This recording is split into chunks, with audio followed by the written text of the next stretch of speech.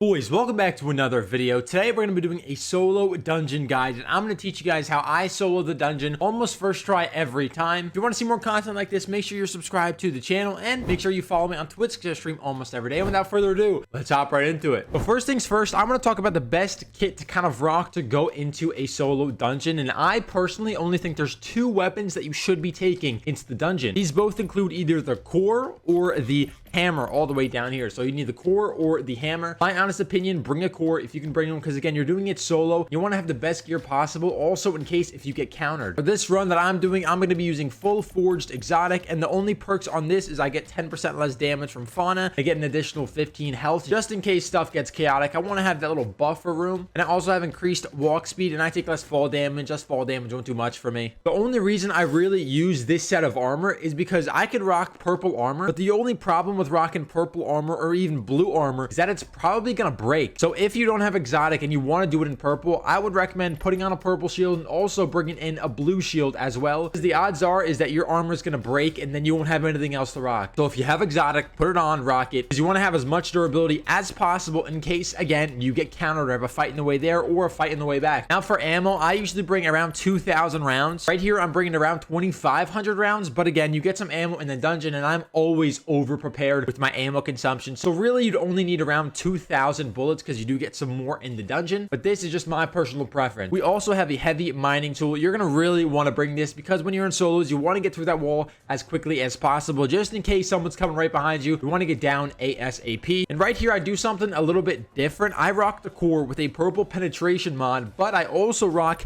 a purple creature damage, and I shove that in my safe pocket. So when I'm going to the dungeon, I put the penetration mod on. When I'm leaving the dungeon, I put the penetration mod on. But if someone counters me, I'll put the penetration mod on as well. But when I'm doing the dungeon, I actually put the creature damage on, just so I can have a little bit of difference, and I don't want to get railed by some other guy with a core with a purple pen mod when I don't have one. But this is the kit that we're going to be rocking for the solo dungeon. My core has a 2x scope. I'll take the scope off, bring a flashlight because it gets dark in there, and now we just hop right into it. So when you spawn in, you're going to want to see where your evacs are immediately, and I have a really good evac. I have Geo and Fallen Tree, and Fallen Tree is probably going to be your best bet here. I didn't get the best spawn, but honestly, I'd rather a bad spawn and a good evac than a good spawn and a bad evac. See, and now for my strat, I would keep this penetration mod on, and I would only put the creature damage mod on once I'm in the dungeon. So I didn't mention before, but I also did bring 4 smokes and 2 grenades. The grenades are again just in case I get countered or if I need to aggro a creature or something. And the smokes are just to have a successful evac so I can get out of the dungeon, because the dungeon exit is just horrific. It's just when you jump out of the exit, you're gonna face plant, so you just don't want to be seen while you're face planting because they will shoot you. So once you make your way to kind of near the dungeon, if you don't know where it is by some chance, this little green dot right here, you just have to make your way around almost everything to get there. But I like to just absolutely sprint there. I don't care about all the creatures chasing me. I literally don't care. Just get here, make sure I have my stamina, and then I'm gonna sprint down, basically put this thing down,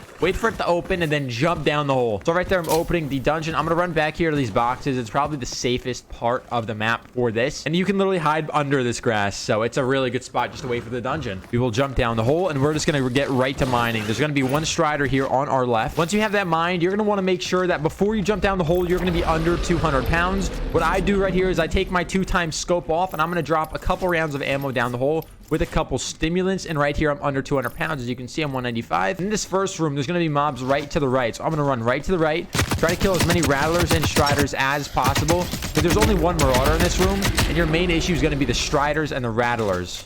So basically, you want to try to speedrun the rattlers and the striders and get those out of the way as quickly as possible. And that's going to be one of the most important things about the dungeon, is the rattlers and striders will kill you far before the marauders even touch you, if I'm being honest, because there will be 5 rattlers spitting at you with lines of spit. You can't move anywhere. There's going to be striders at your toes. You're better off just killing the striders and rattlers kind of right away when they're attacking you, because the marauders you can kind of dodge like this. Then you can spray them in their mouth and basically one-clip them if you're strong enough. Like right there, this guy's extremely weak. He's opening his mouth again. I'll shred him, and now he's dead. So again, for the first room, you want to kill the rattlers, kill the striders ASAP, because there's only 1 marauder, so it's not too much to worry about. This is probably the easiest room in the entire dungeon, I'd say, is the first one. So it's a good room to warm up and kind of get your ground ready, just get moving. The problem with that room that we just left is when you're mining that wall, if someone shoots you from behind, you're not going to have almost any cover to kind of run behind, because there's literally nothing around you. So you really just want to sprint out of that room as quickly as possible and just jump to the other side over here. Once you get to the other side of this parkour area, you're a lot safer because you can use usually hear the people jumping if they're coming at you when you're in this room. So right here is going to be one of our first loot areas. We're going to go down here and hook a right, and there's going to be a crate, and there's a medical box. So this medical box can have a stim or something, and this has a medium suppressor, which is honestly really good. Loot doesn't really get insanely good until that last weapon crate. So if you get anything good out of these crates, that's a big bonus. And now we're going to do the same thing, use the same strategy, but this room, honestly, is probably the hardest room in the whole dungeon. I'll be honest. It's very hard. It's very chaotic. Be ready. Make sure you're under 200 pounds. And one thing I like to do here is when I drop down, I'm going to throw a nade right there, and I'm going to drop down. These ticks are going to spawn. Never mind. That was the most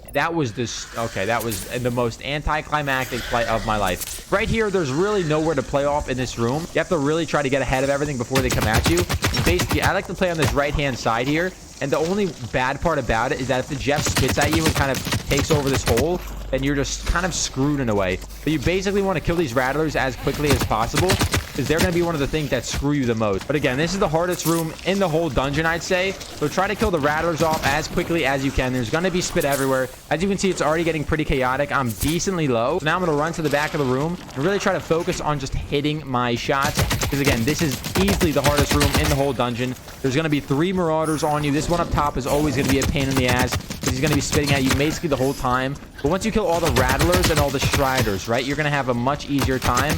These rattlers are a pain most of this room. If you can try, that one marauder up there just fell down. That is extremely strange. Okay, didn't expect that. Now we just want to shred the marauders basically as quickly as possible. We're going to run around in a circle, try to get some height here, try to change up where they're kind of aiming at. Just kill them one by one, because now all the rattlers are gone, and you saw that was easily one of the most chaotic parts of this dungeon. So now we want to kind of move around, just get space, make room. Like right there, this guy's low. He's going to spit. I'll try to dodge that. Now I only have 1 marauder left, and as you see, my armor is absolutely shredded this room. And that's because this is easily the hardest room in the whole dungeon, especially if you're doing it solo. So I'm sorry that that room was extremely chaotic, but that's literally how it goes. This room is extremely hard, and that's why I was saying that when you're going in this room, in the dungeon, your armor is going to get shredded. That room really sucks because there's really nothing you can play off of. Everywhere you go, there's going to be an angle where the marauders can get to you, where the Jeffs can aggro at you, where the rattlers can shoot at you. And right here, as you saw, there's around 500 bullets in there. We got a stim, and now we can keep going. Now there's going to be this one kind of sub area where there's going to be a lot of different things that spawn here. Just going to be striders, and there's 1 marauder.